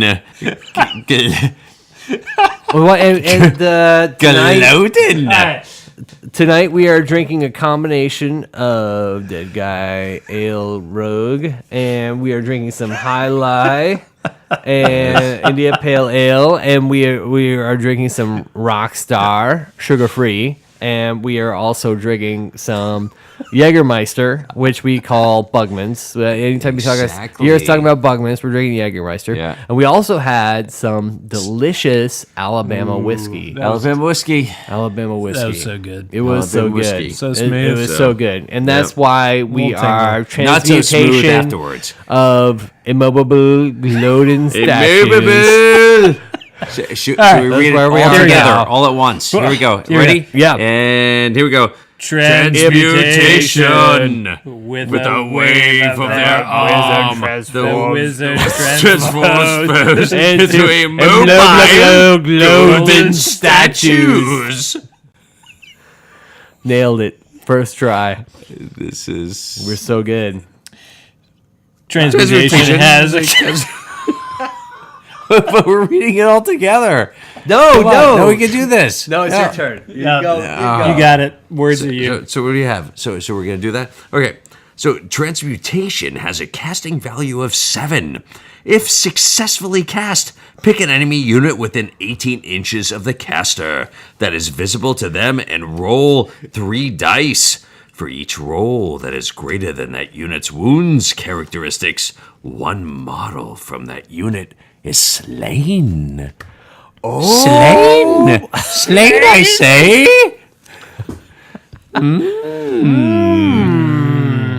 Let's talk about the weapons and relics of Chammon on page 81 of the Malign Sorcery book.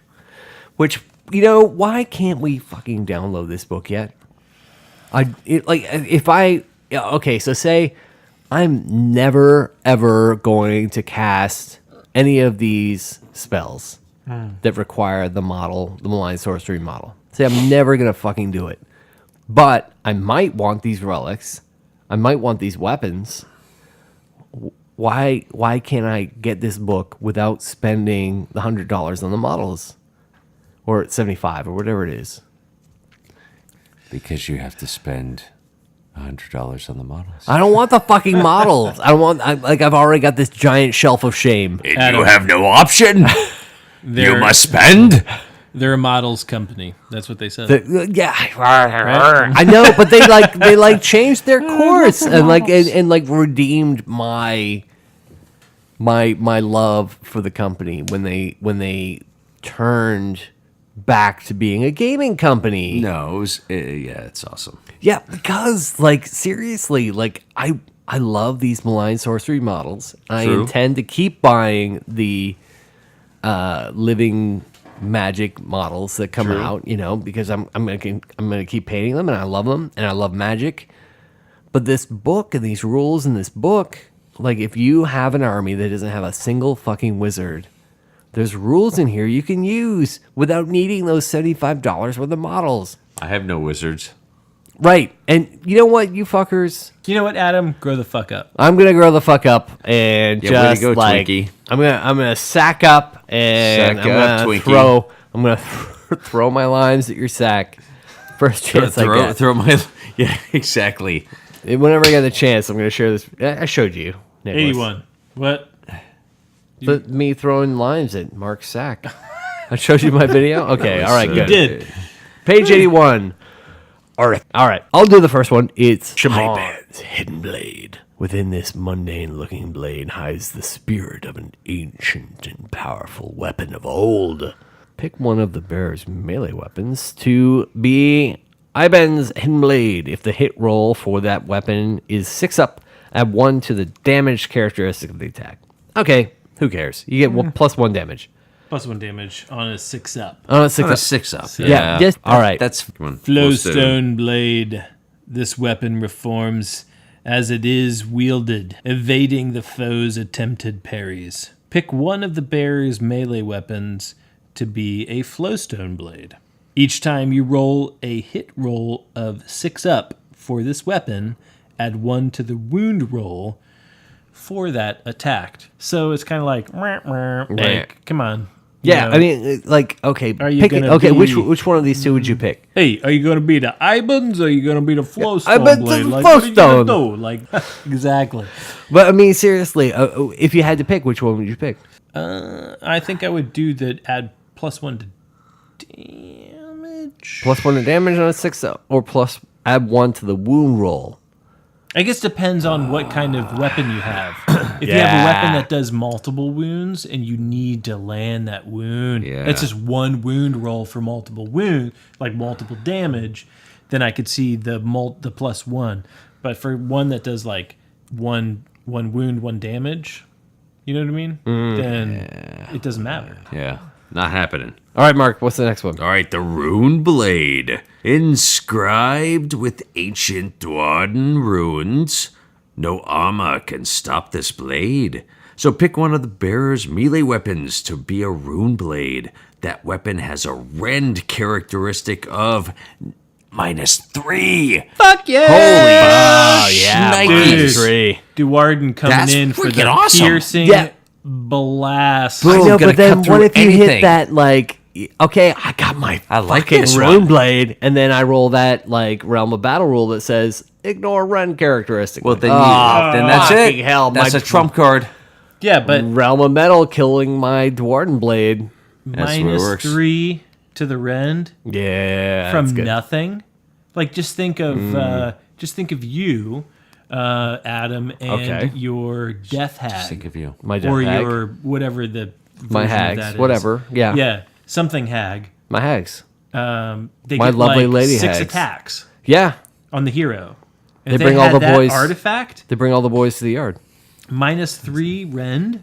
That's some pretty like It's a pretty good rend. that's a pretty good rend right there. You know what I mean? Yeah, if you're like you're bringing, your rend. Okay.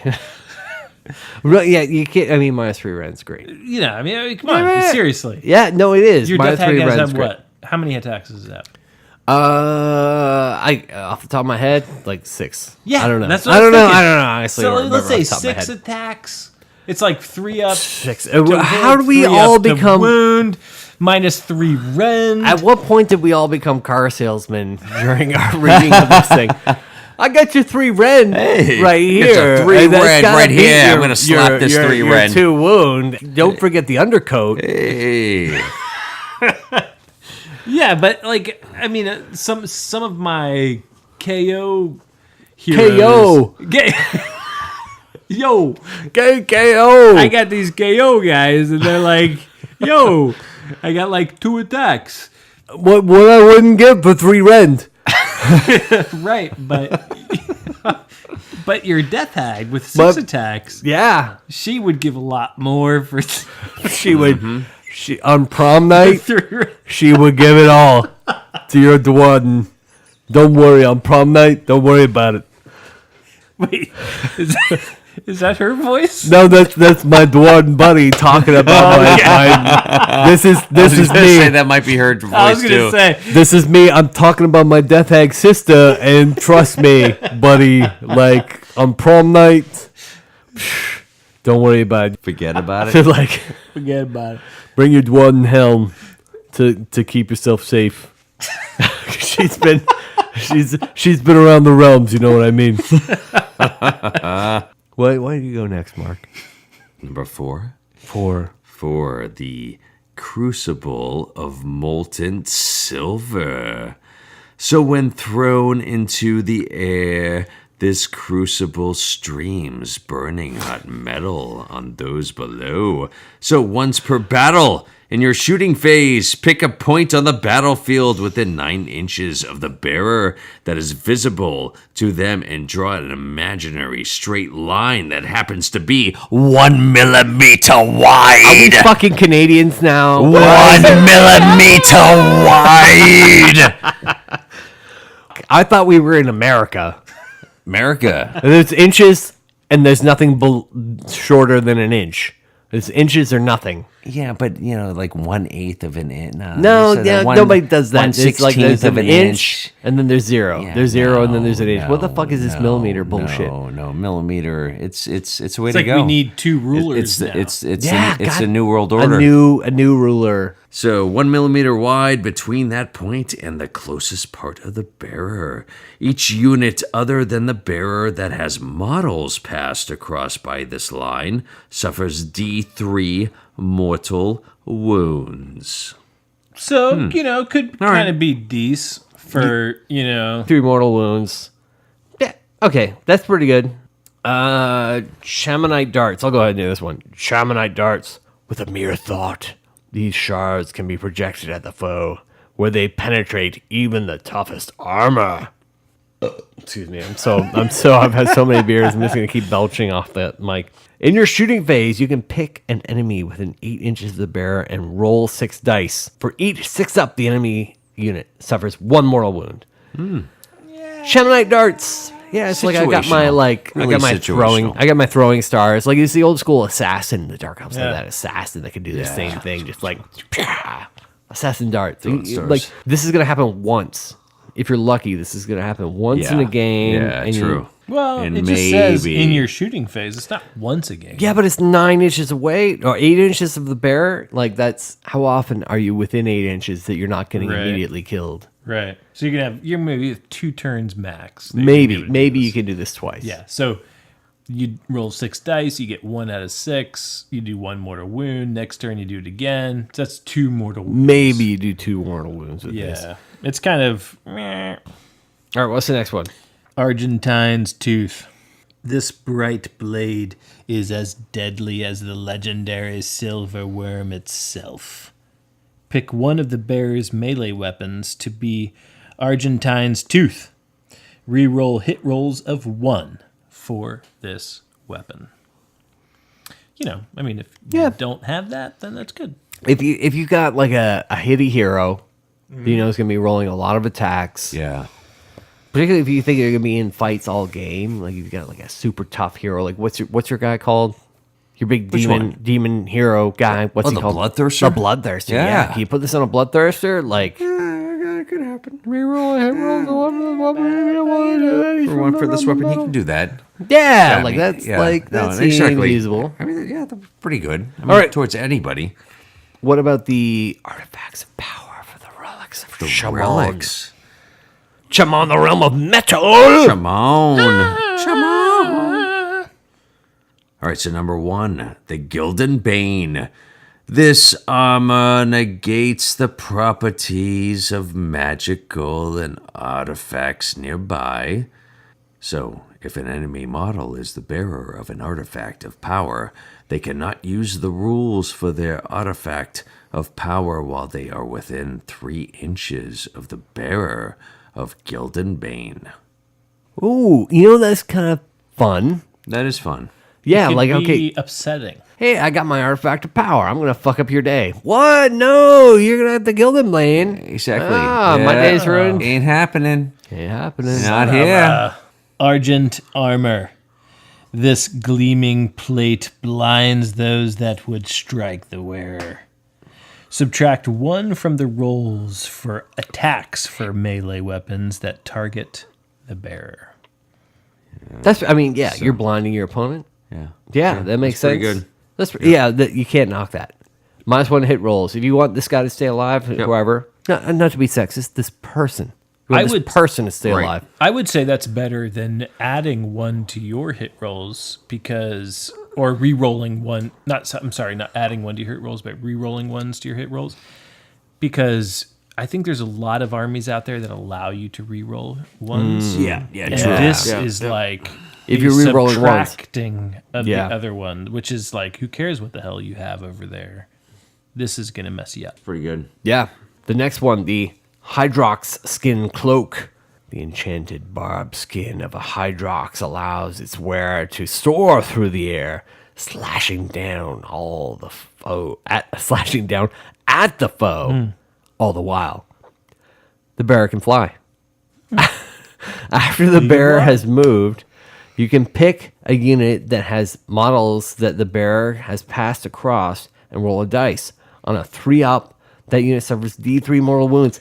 This is awesome. I love this. Hydrox Yeah. Skin Cloak. All of a sudden, my hero can fly and just And cause D3 mortal wounds. fuck on a 3-up. Yeah. Yeah, it's like that time, that you're hanging out and the bird crosses over and shits on your shoulder and you're like, Yeah. The turkey. WTF, mate.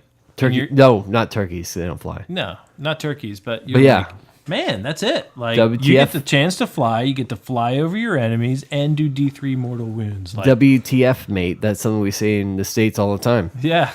It's a normal United States thing to say. WTF, mate. But yeah, seriously though, I could see if I wasn't gonna pick anything else, I could see if I had a hero that didn't fly, I would take this absolutely. All right. The God-wrought helm. This large crested helm is said to have been forged by Grungni himself. Roll a dice each time you allocate a wound to the bearer. On a 6-up, the wound is negated. I like this. I mean, I know it's simple, and there's lots of different artifacts you can get to do the same thing. Yeah. But thematically, I love that it's forged by Grogny himself. Yeah. And on a 6-up save, like that's so great for a dwarven hero to take. Yeah, true. Yeah. Yep. Grogny has passed this down to me and made me 6-up ward save. 6-up ward save dwarf. Yeah. I'm Yes. really tough. Yeah, 1 out of 6 save. Mark, tell me 5 about you your die. jewel gauntlet. My bejeweled gauntlet, not the infinity gauntlet. Nope. No, but this gemstone crusted glove allows the wearer to deliver a powerful punch as they fight. So at the end of the combat phase, you want to pick an enemy unit within 1 inch of the bearer and roll a dice. On a 3-up, that unit suffers 1 mortal wound. So, wow, okay, right, on a 3-up, that's pretty good. I mean, it's not bad. I mean, it's all about having a hero that's like, I want to fucking fight. So, your Bloodthirster. Yeah. Again, you just want to throw him in the shit. So this is something nice for him. Yeah, Yeah. totally. Yeah. Yeah. Oh, or what's your Celestant guy? Oh, yeah. Celestin Prime. Celestin Prime. Yeah, Yeah. this is something to be great for him. Yeah. All right. Alchemical chain. The shifting metal of this chain gains the new links as it absorbs hostile magic. The bearer can attempt to unbind a single spell in each enemy hero phase in the same manner as a wizard. If the bearer is already a wizard, they can attempt to unbind 1 additional spell. So it's not fancy, but with magic being such a big deal these days, Yeah. can't knock that. What is it called? Dispel scroll. The spell scroll. Man, I fucking love that. Pretty much. Yeah, I In the mean, old days. this is really saying that you can unbind it, right? Then you get a chance to do an extra one. Yep. Yeah. And there's a lot of stuff that says that out there already, so you could stack that, Yeah. and all of a sudden you've got 2 abilities. Yeah, extra absolutely. I know that with my Daughters of Cain army, I'm planning to bring a lot of magic. So having an opponent out there that can easily unbind 2 spells per turn, that's devastating. Yeah. 1 character that can unbind 2 spells per turn. That's important. That's really important. Just think about it. This is what I think about with a KO or Duarden-based army is that we don't have any wizards. So we don't have that natural ability to unbind unless we take a specific model, which, for Dispossessed would be a Rune Lord, or for a KO would be a Navigator. So if that's the only reason I'm taking a Navigator is to unbind something, well, why don't I use those points in the Navigator to put something else down that I really want, or to fulfill some goal that I have for the master list that I have, and then just take an artifact that allows one of my guys to unbind a spell. And then I essentially have my Navigator and the abilities that he already has. To me, already, I'm changing my list. I think I'm going to add the alchemical chain. So do you guys think you're going to, based on this conversation this evening, are you going to change the realm that is your home base for your army? I feel like I already have that in my repertoire. Okay, so you don't need to be from the realm of metal. I don't for that specific artifact. For your KO army, what realm are you already from?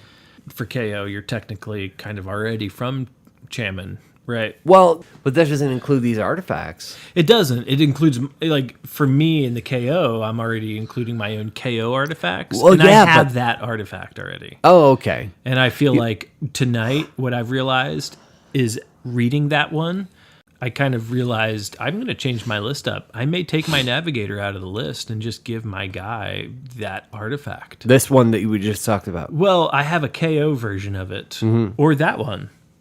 Yeah. I could decide which is better, but I can take an artifact, and if I take a battalion, I can take an extra artifact. Yeah. And even in that, I'm adding a command point and an artifact at that point.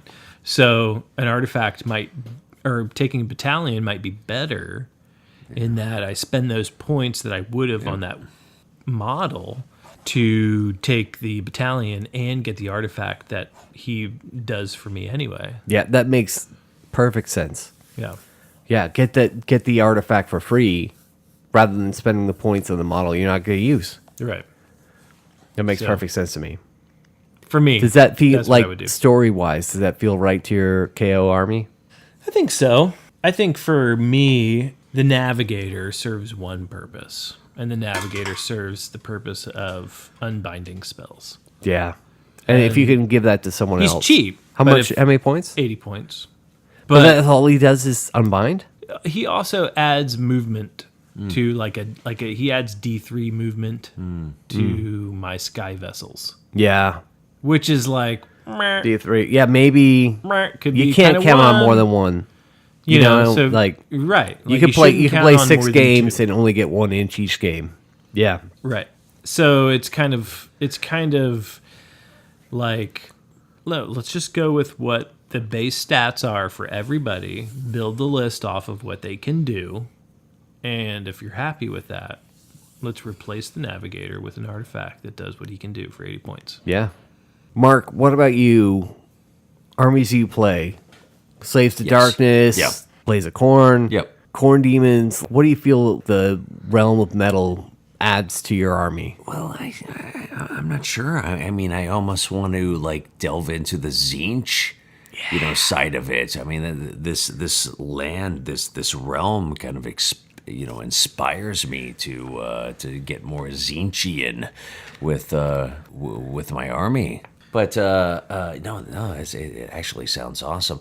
Corn. I don't know how I feel about that. I kind of Corn in the realm of metal. Corn more so. Except it's the realm of metal. It really is, and they would love that. And they'd be right up front, slam dancing and all that good stuff. Yeah. But no, seriously, I really would like to start a Tzeentch army, based all around this realm. Okay. I feel pretty good about the realm of metal. So we did it. We recorded it. We talked the realm of metal. We did. How can they find out about us? How can they find out about us? They can look up Nicholas on Twitter by looking at Nicholunch, NICHOLUNCH. At? On Twitter. At Twitter. Yeah. And you can look me up at WARlando77 on Twitter. That's WARLANDO on Twitter. And you can also look me up at WARlando on Instagram. All right, we're going to go back to Friday night drinking into Sunday morning drinking. One of those in between. We love you all. What the orcs in Chammon say. Get ready.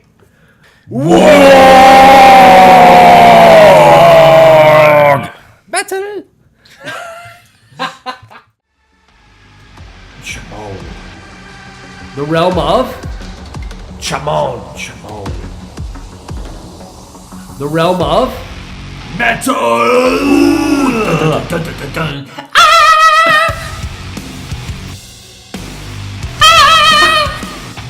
the realm of White hot metal. fuck yeah! Metal. Metal. Metal.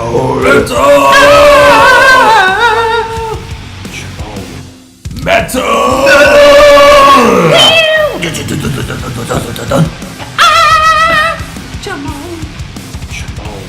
The realm of metal. White hot metal. Metal. Chammon. The realm of metal. Chammon. Chammon.